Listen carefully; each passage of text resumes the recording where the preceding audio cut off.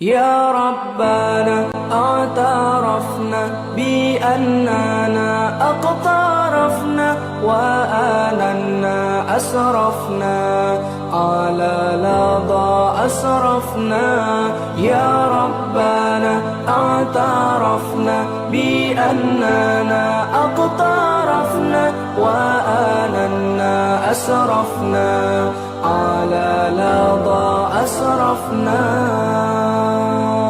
فتب علينا توبة تغسل لكل حوبة واستر لنا العورات وآمن الروعات. فتب علينا توبة تغسل لكل حوبة واستر لنا العورات وآمن الروعات. يا ربنا اعترفنا بأننا اقترفنا وآننا أسرفنا على لظى أسرفنا. يا ربنا اعترفنا بأننا اقترفنا وآننا أسرفنا على لظى أسرفنا. واغفر لوالدينا ربي ومولودينا والآل والإخوان وسائر الخلان. واغفر لوالدينا ربي ومولودينا والآل والإخوان وسائر الخلان. يا ربنا اعترفنا بأننا اقترفنا وآننا أسرفنا على لظى أسرفنا. يا ربنا اعترفنا بأننا اقترفنا وآننا أسرفنا على لظى أسرفنا. فضلا وجودا منا لا باكتساب منا بالمصطفى الرسول نحظى بكل سول. فضلا وجودا منا لا باكتساب منا بالمصطفى الرسول نحظى بكل سول. يا ربنا اعترفنا بأننا اقترفنا وآننا أسرفنا على لظى أسرفنا. يا ربنا اعترفنا بأننا اقترفنا وآننا أسرفنا على لظى أسرفنا. يا ربنا اعترفنا بأننا اقترفنا وآننا أسرفنا على لظى أسرفنا. يا ربنا اعترفنا بأننا اقترفنا وآننا أسرفنا على لظى أسرفنا.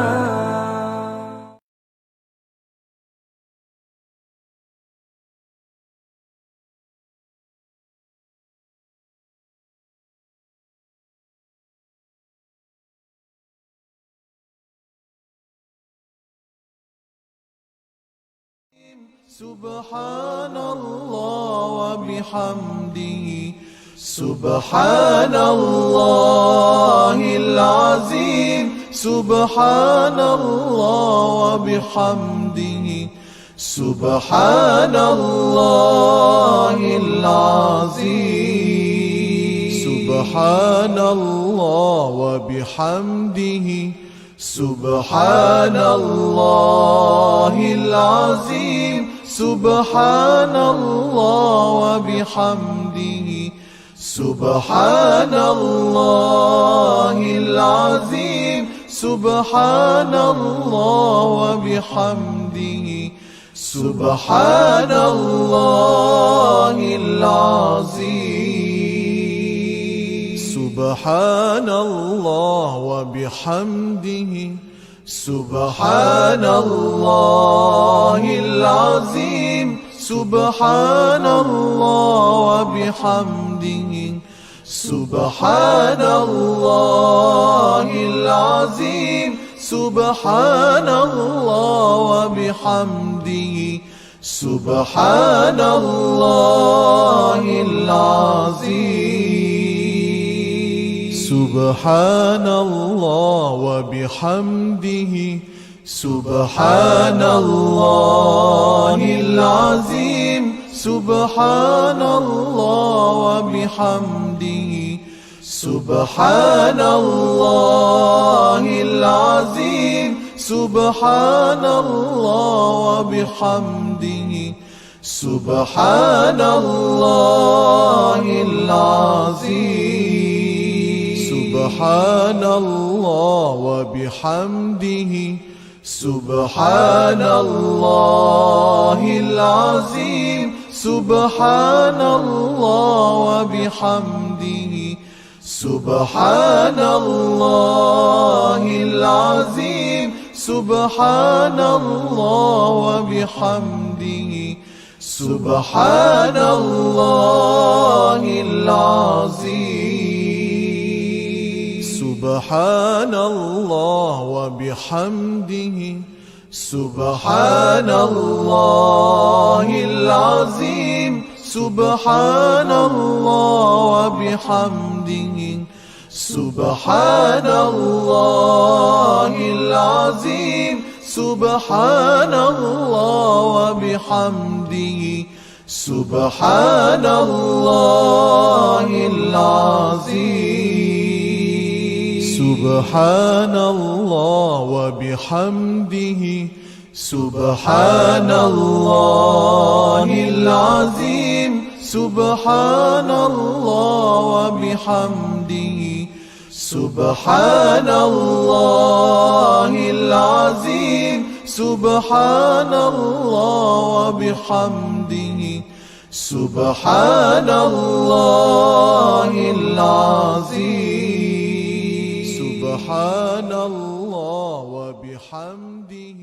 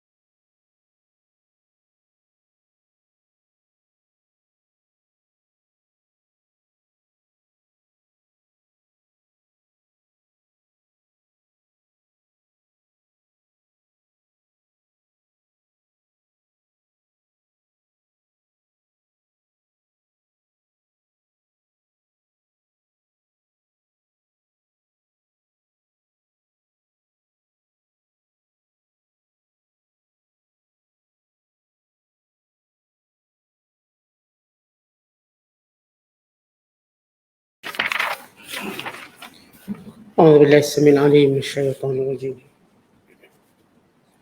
بسم الله الرحمن الرحيم. وإذا قيل لهم اتقوا ما بين أيديكم وما خلفكم لعلكم ترحمون وما تأتيهم من آية من آيات ربهم إلا كانوا عنها معرضين وإذا قيل لهم أنفقوا مما رزقكم الله قال الذين كفروا للذين آمنوا أنطعم من لو يشاء الله أطعمه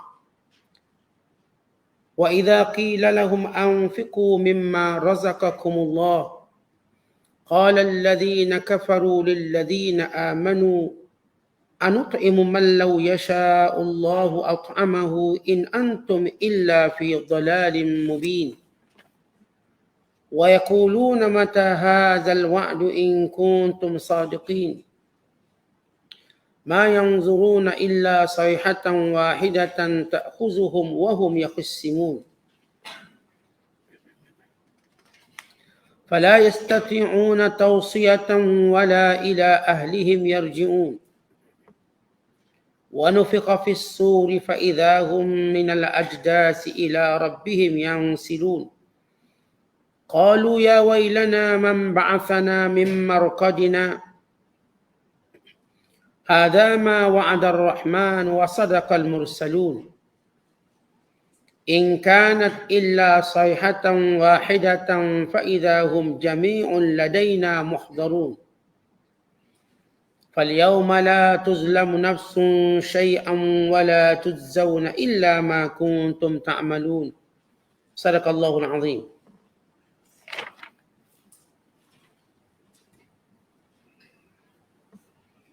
Dan apabila dikatakan kepada mereka, berjaga-jagalah kamu akan apa yang ada di hadapan kamu dari urusan-urusan hidup di dunia ini dan apa yang ada di belakang kamu dari huru-hara dan balasan akhirat, supaya kamu beroleh rahmat.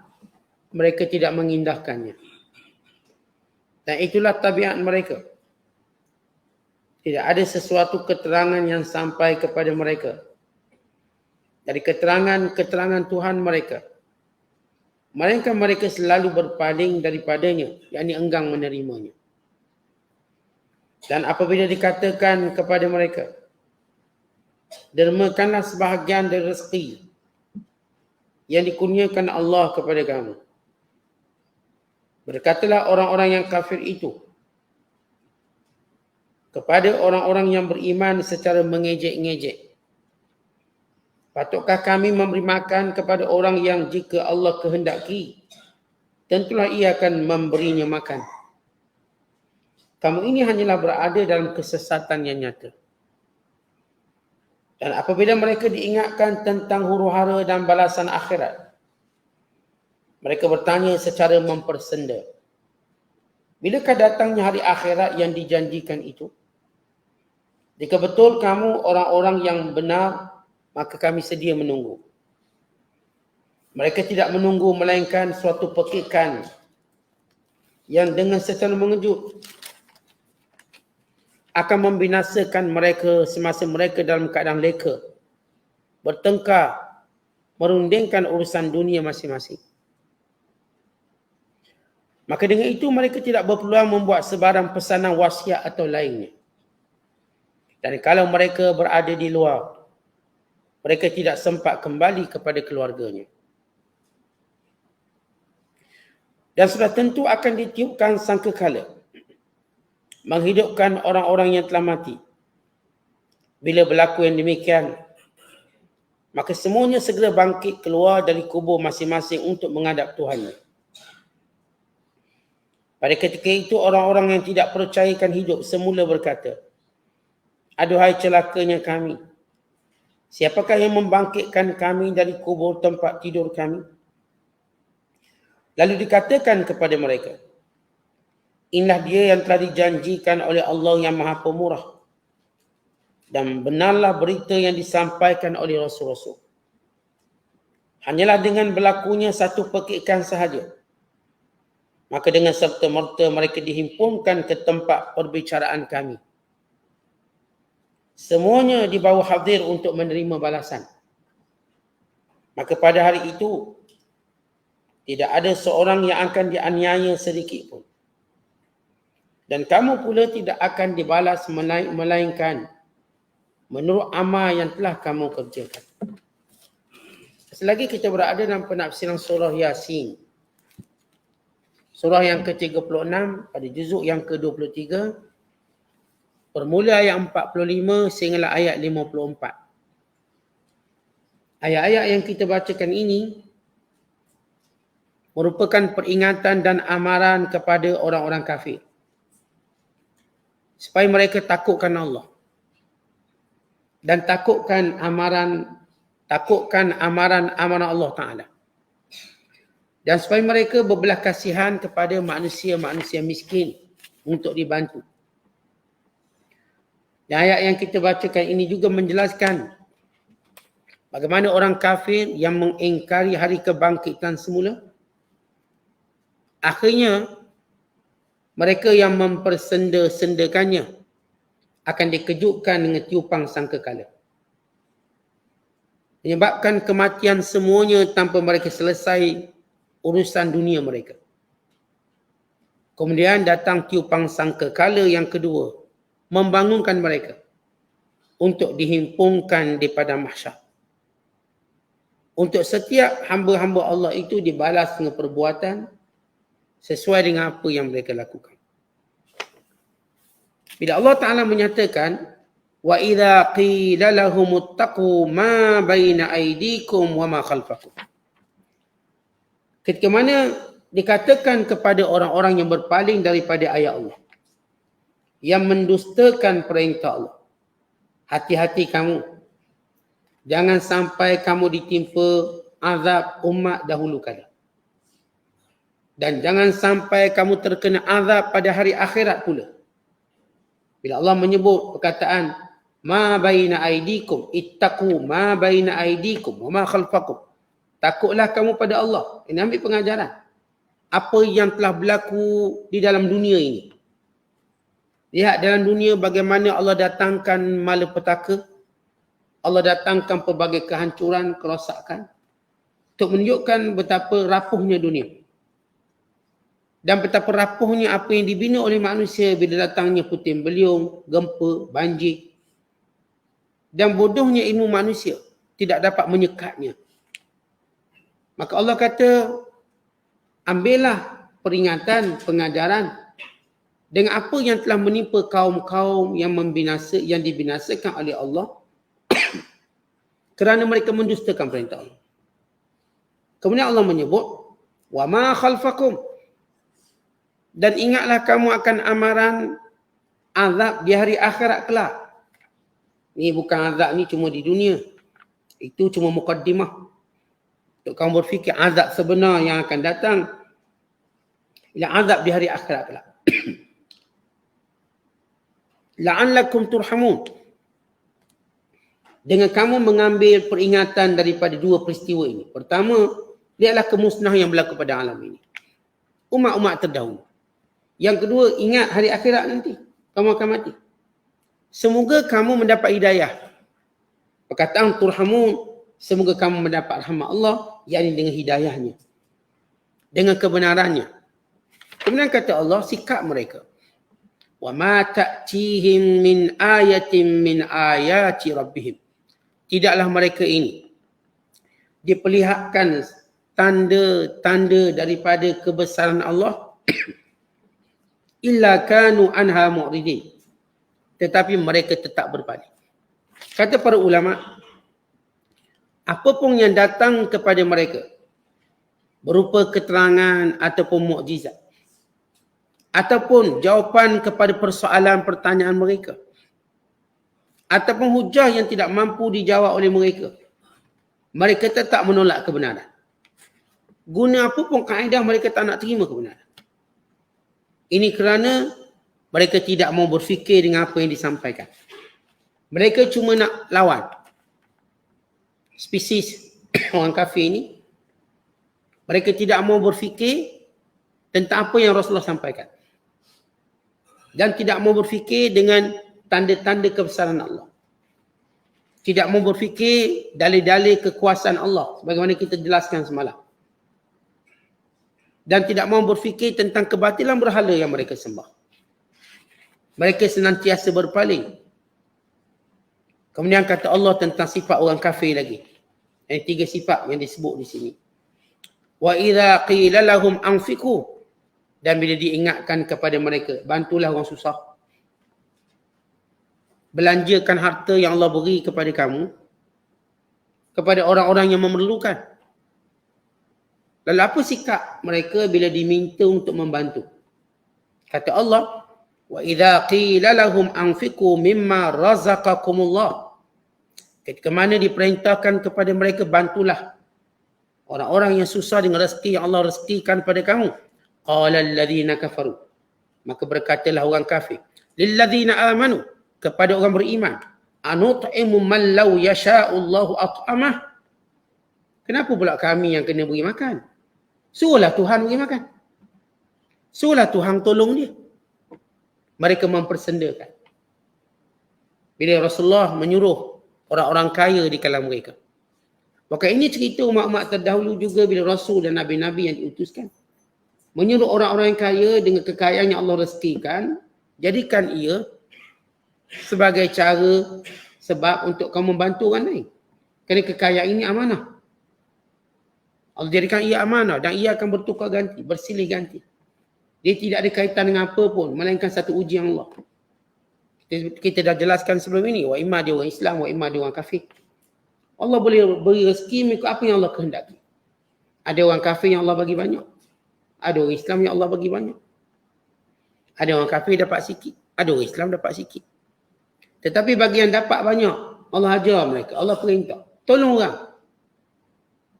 Barangkali dengan asbab kamu menolong, membantu orang, maka datang hidayah, rahmat Allah. Kerana hidayah ini ialah rahmat Allah. Bila seorang melakukan kebaikan, rahmat Allah datang, maka dia dapat hidayah. Bila orang tak kira siapa, kalau mereka pemurah, maka ini sebab Allah datangkan hidayah. Maka bila dikatakan kepada mereka yang punya harta, bantulah orang miskin, mereka kata, kenapa Tuhan tak sendiri bantu? Biar Tuhanlah bantu. Kan Tuhan maha kaya, biar Tuhan bantu, kami tak nak bantu. Biar Tuhanlah tolong, kami tak nak tolong. Biar Tuhanlah selesaikan, kami tak nak selesaikan. Lihat bagaimana mereka mempersendakan. Ya Allah tidak memerlukan mereka untuk buat itu dan ini. Tapi oleh kerana dunia ini Allah dah jadikan sebagai tempat ujian. Sebagai mereka diberi kekuatan untuk bantu orang lemah. Sebagai mereka diberi kecerdikan untuk mengajar orang jahil. Sebagai mereka diberi harta benda untuk membantu orang miskin. Sebagai mereka punya sifat itu, kelebihan ini untuk sama-sama berkongsi. Maka dengan itu Allah berkati dengan apa yang mereka diberikan. Tetapi mereka mempersendakan. Sama seperti dahulu Yahudi Bani Israel. Waktu Musa menyuruh mereka membebaskan Baitul Maqdis. Mereka kata, pergilah kamu dengan Tuhan kamu pergi perang. Kami duduk sini. Suruh Tuhan lah perang. Kan Allah suruh perang, biar dia pergi perang. Ini ungkapan-ungkapan biadab kepada Tuhan. Ya Allah boleh melakukan dan apa yang berlaku itu memang Allah yang lakukan. Allah yang beri ilham, Allah beri taufik. Bila mereka bercakap demikian, mengabaikan apa yang Allah perintahkan, yakni mereka mempersendakan perintah Allah. Yang pertama, mereka mempersendakan amaran Allah yang berupa azab dunia dan akhirat. Yang kedua, mereka sombong, tidak mau fikir apa pun yang disampaikan pada mereka. Yang ketiga ialah mereka mengejek-ngejek perintah Allah. Bukan sekadar mereka tak nak buat perintah, mereka mengejek. Dengan kata, biar Allah beri makan, bukan kami tak akan beri makan. Biar Allah tolong orang miskin ni, kami tak nak tolong. Baik, tiga benda yang menjadikan mereka akan binasa. Bila mereka tidak takut dengan apa yang Allah beri amaran, tak nak fikir dengan apa yang Allah beri amaran, mereka tidak mau menggunakan akal dengan apa yang disampaikan, dan mereka engkar di dalam perintah Allah SWT, bahkan mempersendakan. Apa kata Allah? Dan ini masih lagi kata-kata mereka. In antum illa fi dhalalim mubin. Kata orang kafir. Ini membuktikan kamu sesat. Dia kata orang beriman pula sesat. Ialah suruh kita orang beri makan pada orang miskin. Suruh Tuhan lah. Tengok, nampak kamu ni sesat, kata orang kafir pada orang beriman. Sesat atas apa? Sebab mereka menganggap menyuruh mereka berkongsi rezeki itu, ini cara ajaran sesat.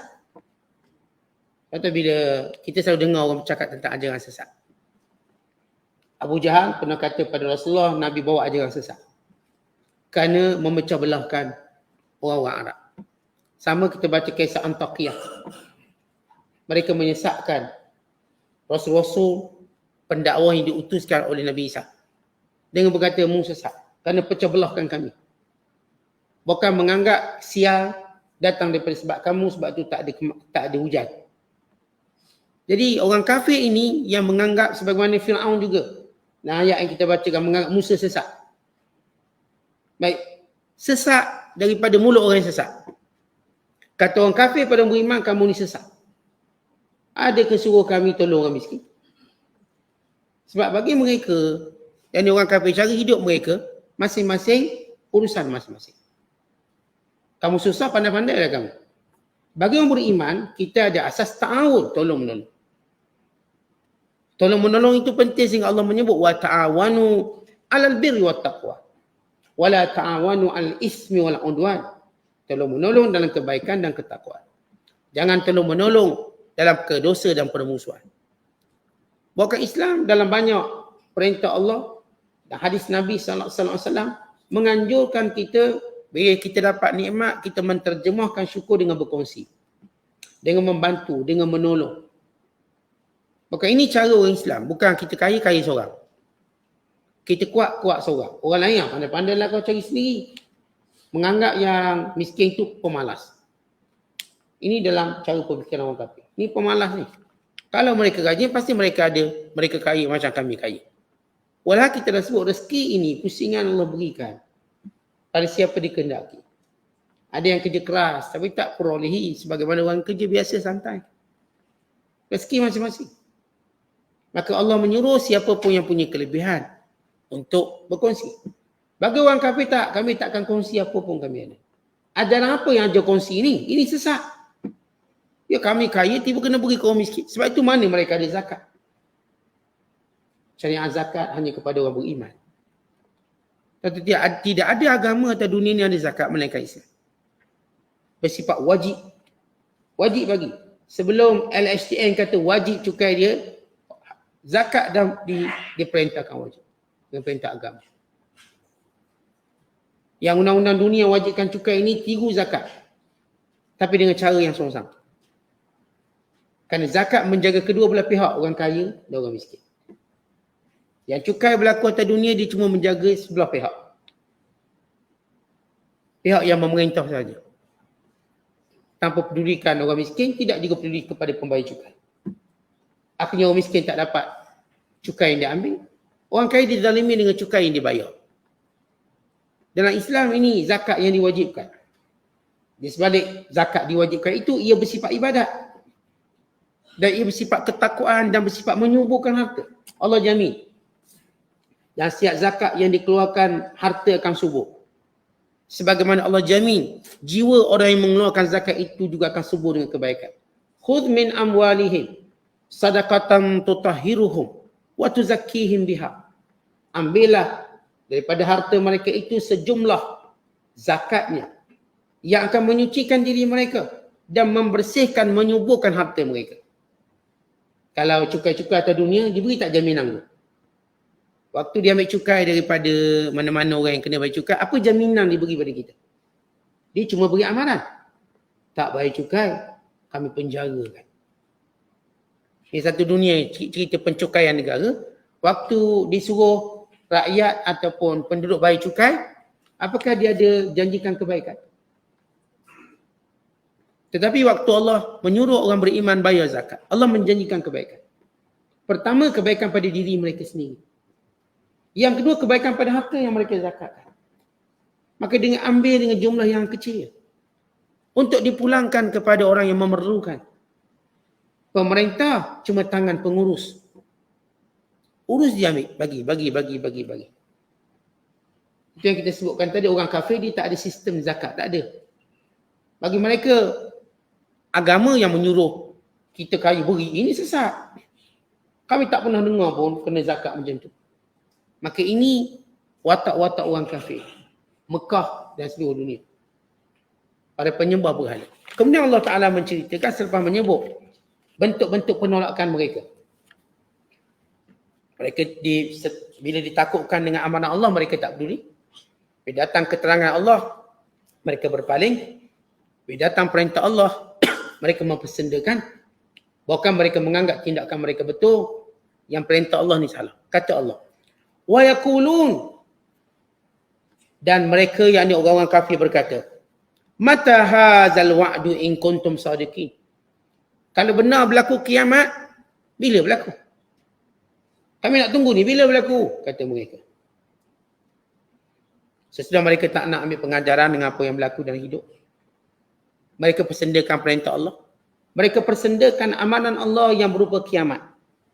Sebab kita dah sebut sebelum ini, orang kafir tak akan percaya kiamat. Maka Allah tunjukkan pelbagai dalil tentang adanya kiamat. Dan Allah juga menceritakan skrip dialog mereka yang mempersendakan kiamat. Antaranya mereka akan kata, bila kiamat? Bila kiamat? Ma yanzurun, kata Allah Ta'ala, yang kamu tunggu kiamat tadi, melainkan satu jeritan yang kuat yang membunuh kamu semua, wahum yakhussimun, dalam keadaan kamu sedang berbalah bermuamalah dunia. Baik. Bila orang kafir persendakan Rasulullah SAW, bila kiamat? Lalu Allah suruh Nabi jawab, kiamat yang kamu tunggu ini, ia berlaku dengan begitu pantas. Satu tiupan yang kuat, ta'khudhuhum, yang akan membunuh kamu semua. Wahum yakhussimun, ketika mana kamu sedang sibuk bermuamalah. Kata yakhussimun, sedang muamalah dunia, berbalah-balah ni, cari untung. Yang duduk pasar, tengah berbalah dengan pelanggan dia. Yang sini, tengah berbalah dengan customer dia. Gaduh, yakhussimun. Maksudnya ialah, tengah leka bermuamalah. Maka datang kiamat yang mengejut. Kata ulama tafsir, ketika mana mereka sibuk membeli belah dan juga segala urusan dunia. Kesibukan dengan segala urusan-urusan kehidupan, makan dan minum. Fa akhadnahum baghtah wa hum la yash'urun, maka datang kiamat. Tanda ataupun bila kiamat datang ketika manusia tengah sibuk buat urusan dunia. Mereka tak sangka. Sibuk, yang ni tengah beli kain. Yang ni tengah beli makanan. Yang ni baru keluar rumah. Yang ni baru nak lipat baju. Yang ni baru itu dan ini. Maka datang kiamat tanpa sempat mereka menyelesaikan apa mereka nak buat. Yang keluar dari rumah tak sempat nak balik rumah bila kiamat datang. Tiupan sangkakala tadi. Yang tengah jual beli tak sempat nak akad jual beli. Tak sempat nak serah barang. Yang ni tak sempat nak bayar duit. Yang nak makan tak sempat nak suap. Yang suap tak sempat nak telan. Semua keadaan di mana manusia tak sempat menyempurnakan urusan dunia mereka. Ketika mana manusia yakin bila buat satu urusan dunia akan selesai. Tapi Allah nak gambarkan betapa terkejutnya kiamat ini, tak ada seorang pun sempat selesaikan urusan dunia mereka. Tak ada. Yang nak membeli belum sempat bayar. Yang menjual tak sempat nak pegang duit. Yang keluar rumah tak sempat nak patah balik. Yang nak bercakap tak sempat nak keluar suara. Semua keadaan manusia tak sempat melakukan apa yang mereka nak buat sekarang ketika itu. Kata Allah Subhanahu Wa Taala, illa sayhatan wahidah, satu tiupan sangkakala. Kata Ibnu Umar, la yunfakhanna fis sur wan nasu fi turukihim wa aswaqihim wa majalisihim hatta inna ath-thawba la yakun baina rajulaini yatasawamanihi fama yursiluhu ahaduhuma min yadihi hatta yunfakha fis sur fayus'aqu bihi wa hiya allati qala Allah Ta'ala ma yanzuruna illa sayhatan wahidatan ta'khudhuhum wa hum yakhissumun. Kata Ibnu Umar dalam hadis, akan ditiup sangkakala. Sedangkan manusia sibuk di jalan-jalanan mereka, di pasar-pasar mereka, di majlis-majlis mereka, sehingga ada satu pakaian sedang berlaku tawar-menawar antara kedua pembeli, maka tidak sempat mereka menyelesaikan penawaran itu, melainkan ditiup sangkakala lalu mati semua. Dalam hadis yang dikeluarkan oleh Imam Bukhari dan Muslim daripada Abu Hurairah, dia berkata, Rasulullah sallallahu alaihi wasallam bersabda, la takumanna as-sa'ah wa qad nashara ar-rajulani thawbahuma fala yatabayanihi wala yatwiyanihi wa la takumanna as-sa'ah war-rajulu yalitu hawdahu fala yasqi minhu wa la takumanna as-sa'ah wa qad insarafa ar-rajulu bilabanin laqahathu na'jatuhu fala yat'amuhu wa la takumanna as-sa'ah wa qad rafa'a ukulatahu ila fihi fala yat'amuha. Kata Nabi SAW, pasti akan berlaku kiamat. Ketika dua lelaki sedang berjual beli, maka tidak sempat untuk mereka menyelesaikan jual beli mereka. Akan berlaku kiamat ketika seorang sedang membina kolam untuk memberi minum pada ternakannya, tidak sempat memberi minum. Akan berlaku kiamat ketika seorang lelaki baru selesai memerah susu kambingnya untuk diminumnya, maka dia tidak sempat meminumnya. Akan berlaku kiamat ketika seorang sedang mengangkat suapan ke mulutnya, maka tidak mampu sampai ke mulutnya, lalu berlaku kiamat. Yang kita sebut tadi, kiamat datang sifatnya mengejut bila ketika mana orang sibuk buat muamalah dunia. Macam sibuk, yang meniaga, yang main-main, yang makan, yang berkebun, yang beladang. Sebelum selesai mereka buat apa yang menjadi kebiasaan mereka selesai, maka datanglah gempa yang kuat. Datanglah satu suara yang kuat, yang tiupang sangkakala, yang mematikan mereka serentak. Kemudian kata Allah Ta'ala, فَلَا يَسْتَطِيعُونَ تَوْصِيَةً وَلَا إِلَىٰ أَهْلِهِمْ يَرْجِعُونَ. Ketika mana mati kiamat, tak sempat seorang pun, ketika mana berlaku kiamat, tak sempat seorang pun tunaikan wasiat. Tulis wasiat, tak ada. Tak ada nak bagi pesan akhir. Tak ada nak tulis pesan akhir. Tak sempat tausiah, beri wasiat. Wala ila ahlihim yarji'un, dan tak sempat balik rumah. Yang kita sebut pada permulaan tadi. Yang keluar rumah, bila berlaku, macam kita kalau berlaku suatu yang menakutkan, kita fikir nak balik rumah untuk beritahu anak bini kita. Ada benda yang menakutkan. Dia macam gempa kat Turki lah. Bila berlaku gempa, seorang tu nak balik, nak beritahu anak bini dia. Tak sempat dia tu. Dan kiamat lebih dahsyat pada itu. Tak ada orang sempat menyelesaikan hal-hal dunia mereka. Wa nufiqa fis-sur. Kemudian berlaku tiupang yang kedua pula. Kita tahu bahawa tiupang sangkakala ni ada dua. Ini pendapat yang paling kuat. Ya, ada yang kata tiga. Yang kata tiga merujuk kepada angin pertama sebagai angin amaran. Kemudian mula tiupan mematikan, kemudian tiupan membangkitkan. Tetapi yang jelas berdasarkan ayat Al-Quran, tiupan sangkakala itu nafkhatain, dua tiupan. Yang pertama disebut sebagai tiupan yang mematikan. Yang kedua tiupan yang membangkitkan manusia. Dan di antara tiupan ini kata Nabi SAW, ma baina nafkhatain arba'una sanah. Antara dua tiupan ini 40 tahun. Bila Israfil AS meniup sangkakala pertama, maka semua mati. Bila semua mati, maka semuanya diam. Tak ada yang berkata, tak ada bercakap sebab semua mati. Mereka ahli kubur yang dah mati, mereka pingsan. Sebab manusia tak akan mati dua kali. Setiap orang mati sekali je. Yang dalam kubur pingsan sebab mereka dah mati. Yang atas dunia mati. Mati, maka dunia menjadi diam, sepi. Tiada suara terdengar. Kerana semua makhluk mati. Kerana itu Allah berfirman dalam ayat yang lain, kullu man 'alaiha fan wa yabqa wajhu rabbika dzul jalali wal ikram. Semua akan binasa dan tinggal cuma Allah Ta'ala. Dalam hadis yang sahih, ketika mana dalam menunggu tempoh tiupan yang kedua, maka Allah berfirman, Ana qahhar, Ana jabbar, Ainal muluk. Mana dia raja-raja dulu kat dunia? Mana dia raja yang kata berkuasa? Mana? Akulah raja. Akulah yang berkuasa hari ini. Akulah Tuhan yang sebenar. Ana malikul muluk. Aku raja kepada sekalian raja-raja. Maka terdiam semua. Kerana semua makhluk mati. Tidak ada satu pun yang hidup. Allah menggambarkan. Ni, kamu orang kafir yang bersendakan kiamat. Bila berlaku, kamu tak sempat buat apa-apa. Hari ini kami ingatkan kamu. Hari ini kami beri amaran kepada kamu.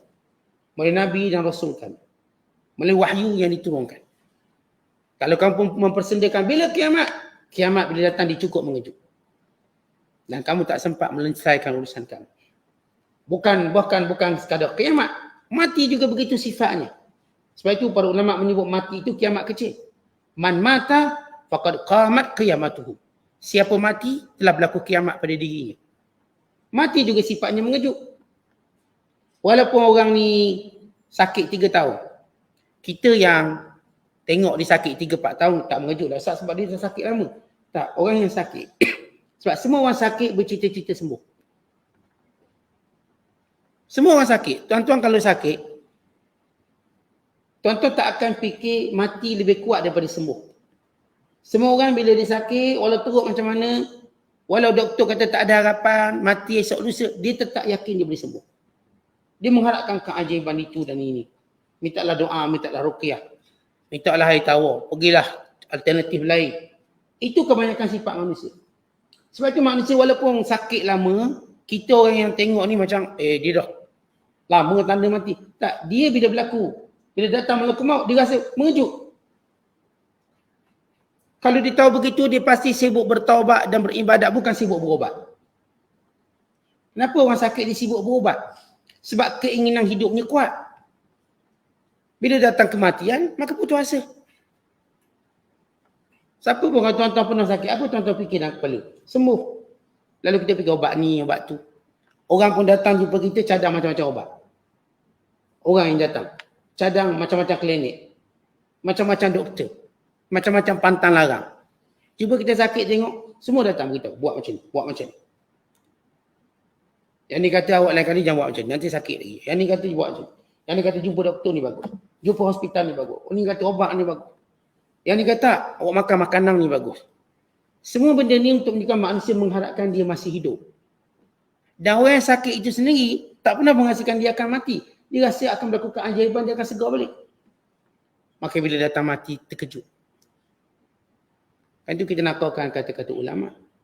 Orang yang paling rugi bila dia sakit, dia lupa untuk bertaubat tapi dia sibuk berubat. Contoh kita tak menafikan kepentingan berubat, tetapi biar dia selari dengan taubat.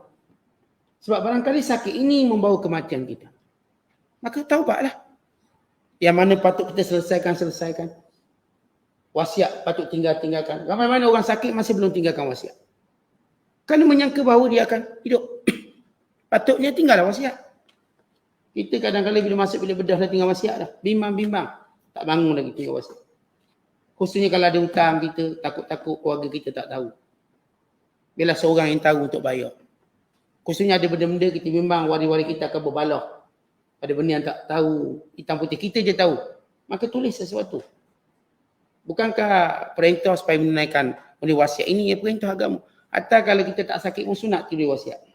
Bimbang-bimbang tidur, tak bangun-bangun. Apatah lagi kita sakit. Tapi macam saya katakan kecenderungan manusia, bila sakit keinginan sembuh lebih kuat daripada keinginan bertaubat. Akhirnya bila datang kematian tetap mengejut juga. Mengejut sebab dia tak sangka dia akan mati. Apatah lagi kiamat. Maka Allah Ta'ala memberi amalan akan kiamat ini. Kata Allah, wa nufiqa fis-sur fa idahum minal ajdasi ila rabbihim yansilun. Maka dia tiup sangkakala yang kedua. Maka manusia bangkit daripada kubur. Menuju kepada Tuhannya, yakni kepada mahsyar. Kemudian kata Allah, waktu berlaku kejadian, ini Allah cerita dialog yang akan berlaku. Wahai manusia pengingkar hari kebangkitan.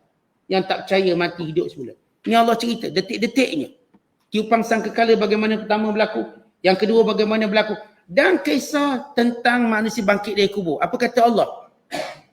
Qalu, kata yang bangkit daripada kubur. Siapa yang kata ni? Orang kafir. Ada orang beriman, mereka senang dengan hari kiamat. Bukan mereka bercita-cita biar kiamat cepat. Sesudah mereka berada dalam kubur dengan nikmat yang mereka dapat. Lalu mereka bercita-cita biarlah kiamat cepat. Manakala orang kafir, dia masuk kubur dengan azab yang pelbagai. Maka dia berhak tidak berlaku kiamat, kerana dia tahu bila kiamat, ia merupakan azab yang lebih besar lagi. Tiba-tiba berlaku tiupan sangkakala. Lalu Allah merakamkan kata-kata mereka. Qalu ya wailana, kata mereka, aduhai celakanya, binasalah kami, man ba'athana min marqadina, siapa yang bangunkan kami dari kubur ni? Ini kerana orang kafir, ketika mana mereka diazab dalam kubur, mereka menganggap ini adalah mimpi, bukan betul. Maka bila datang hari kiamat yang sebenar, mereka dibangunkan, dibangkitkan daripada kubur. Mereka takut dengan azab yang lebih dahsyat. Sebab mereka ingat ketika mana melihat kedahsyatan kiamat, mereka hanya berharap bahawa apa yang mereka lalui dalam kubur cuma mimpi-mimpi. Sebab itu mereka kata, siapa bangkitkan kami dari tidur kami? Sebab ni dah kira ringan dah sikit berbanding kiamat. Lalu kata Allah Ta'ala, hadza ma wa'adar rahman. Inilah dia apa yang Allah janjikan. Wa sadaqal mursalun. Dan dulu rasul-rasul bercakap benar. Tentang kita dah sebut, di antara sifat Rasul, mereka tak pernah bohong. Tetapi mereka dibohongi. Maka Allah tetap akan membenarkan mereka. Sehinggalah sampai kiamat Allah tetap sebut lagi benda itu. Mereka orang benar. Mereka orang benar. Ketika mana orang kafir sudah memperakui benarnya Nabi. Dengan berlakunya kiamat. Tapi Allah tetap tegaskan, ini Nabi yang benar. Yang kamu kata bohong. Kita sebut bahawa tak ada seorang pun manusia atas dunia dapat membuktikan mana-mana Nabi Rasul yang berbohong. Tidak ada seorang pun. Kalaupun mereka berkata Nabi Ibrahim pernah bohong dengan 3 bohongan. Yang pertama, bila dia merujuk kepada berhala-berhala yang telah hancur, binasa. Waktu kaumnya tanya, siapa yang hancurkan berhala ini? Lalu kata Nabi Ibrahim, yang hancurkan berhala besar tu. Tengok kapok dengan dia. Itu bohong. Kadhib. Contoh kalau kita bicara dalam bahasa biasa, itu kita tak panggil bohong. Itu untuk mempersendakan kebatilan yang kamu pegang. Mempersendakan. Sebab mereka duduk sembah berhala. Kemudian bila mereka keluar ke perayaan meninggalkan berhala mereka. Tiba berhala mereka dihancurkan. Kalau benar Tuhan, nescaya dia tak akan dihancurkan. Kemudian kapok itu pula Nabi Allah Ibrahim letak pada berhala besar. Supaya dia tahu mana boleh Tuhan banyak-banyak, Tuhan banyak, dia akan cemburu. Cemburu pasti dia akan mengalahkan Tuhan lain. Itu kapok bukti dia. Lalu mereka kata bagaimana berhala ini boleh pegang kapok. Tak mungkin. Ibrahim, mereka semua kafir tahu Ibrahim bukan berbohong. Ibrahim sedang kenakan mereka. Sebab satu hujah yang kuat untuk menolak ini Tuhan yang mereka sangkakan. Maka itu tidak disebut sebagai bohong. Kita nak beritahu semua Nabi dan Rasul tidak pernah berbohong. Dalam perintah Allah SWT bab kiamat dan sebagainya. Sebab itu kata Allah, inilah apa yang Allah janji dan benarlah Rasul yang telah memberitahu. In kanat, berlakunya kiamat itu cumalah sayhatan wahidah, satu tiupan sangkakala. Fa idahum jami'un ladaina muhdarun, maka semua manusia bangkit berdiri di hadapan Allah. Perkataan muhdarun, semua hadir, tak ada seorang pun raib. Ni mana-mana kubur yang lama mana pun akan bangkit untuk berada pada mahsyar. Tak ada seorang pun berani raib, tak nak datanglah aku. Nyoroklah, tak ada. Kerana bumi mahsyar tidak ada lubang untuk mereka sorok. Tidak ada tempat tinggi untuk mereka berlindung. Tak ada pokok. Semua mesti berjalan pada satu arah. Menuju di hadapan Allah SWT. Falyaum, dan pada hari mahsyar ini kata Allah, la tuzlamu nafsun syai'a, tak ada seorang pun akan dizalimi. Wala tuzzaun, dan tidaklah mereka dibalas illa ma kuntum ta'malun, melainkan apa yang mereka kerjakan dahulu. Baik, Allah nak beritahu, walaupun kiamat yang dahsyat ini, walaupun dengan sifat Allah SWT yang murka pada hari itu, namun di sebalik murka Allah, Allah tetap menegakkan keadilan. Kita kan kalau sebut orang tu tengah marah, mesti buat lebih-lebih ni. Marah. Mesti dia pukul lebih-lebih. Allah beritahu, bagaimanapun Allah murka kepada hamba-Nya, Allah tetap berlaku adil pada mereka. Tidak ada seorang pun akan dizalimi. Tak ada orang akan diazab dengan benda yang dia tak buat. Tidak ada orang pun yang tidak dibalas dengan apa yang dia lakukan. Semua akan dapat. Kita kan kalau kita tengok kita kat dunia, bila kita marah kan kita akan melampau. Lalu kita akan babitkan semua benda. Misalnya kita akan babitkan semua benda. Dia buat salah sikit je, kita hukum dia semua. Kadang-kadang dia baru dituduh mencuri, kita dah bunuh dia. Kumpul ramai-ramai belasah sampai mati. Begitu kan kita sifat marah kita. Sifat marah manusia banyak melampau. Allah layak marah dan murka. Sebab hamba yang selama ini diberi segala nikmat, dihantar Rasul untuk memberi peringatan, lalu mereka mencuaikannya dengan kecuaian yang paling tinggi. Allah berhak murka. Tapi di sebalik kemurkaan Allah, Allah Maha Adil. Allah tidak menghukum manusia. Mereka apa yang mereka buat. Yang baik Allah balas. Yang buruk ada hukuman, ada azab. Seorang tidak akan dihukum lebih daripada perbuatan jahatnya. Tetapi bila seorang buat baik, akan dibayar, akan diberi lebih baik daripada perbuatannya. Kerana Allah Maha Adil dan Maha Pemurah. Maka dalam ayat ini, bukan sekadar membuktikan bagaimana proses kiamat itu berlaku. Kerana bila orang kafir mendustakannya, Allah bukan sekadar menegaskan ada kiamat kebangkitan. Allah cerita dialog sekali. Nanti kamu akan cakap macam ni. Kamu akan kata celakalah aku, celakalah kan. Kamu akan cakap. Kamu akan kata kami dah yakin, kami dah benar. Kalau kamu akan tunduk kepada semua watak-watak kamu, Allah dah cerita dah. Untuk menunjukkan benar kejadian tadi. Kejadian kiamat. Kadang kamu dibangkitkan daripada kubur. Kadang sangkakala yang ditiupkan. Semua yang Allah beritahu ni, inilah kejadian yang akan berlaku. Atau itu semua kalau kita lihat Al-Quran, bila Allah menyebut tentang segala amaran, segala peringatan, ia berlaku macam Allah sebut. Bila manusia mati apa berlaku? Sebagaimana yang Allah sebut. Tidak akan terkurang sedikit pun. Untuk menunjukkan benarnya Allah Maha mengetahui kejadian itu. Kerana Allah yang menciptakannya. Tapi masa sama ayat ini juga. Macam kita sebut dalam ta'liq kita tadi bahawa kita tuan-tuan belajar mengambil pengajaran ayat ini. Kita marah macam mana pun berlaku adil. Kita kan kadang-kadang tak puas hati sesuatu, marah sesuatu. Biarlah kita berlaku adil. Jangan melampau atas sesuatu yang kita marah. Biar seorang tadi diadili dengan perbuatannya sahaja. Tidak membabitkan orang yang tidak bersalah. Kerana Allah tunjuk contoh kepada kita. Di sebalik Allah berkuasa mutlak, tidak ada yang dapat mencabut kuasa Allah Ta'ala. Namun Allah mengajar sifat adil. Kerana adil tetap memberi kemuliaan kepada seluruh makhluk Allah Ta'ala. Wallahu a'lam bishawab. Assalamualaikum.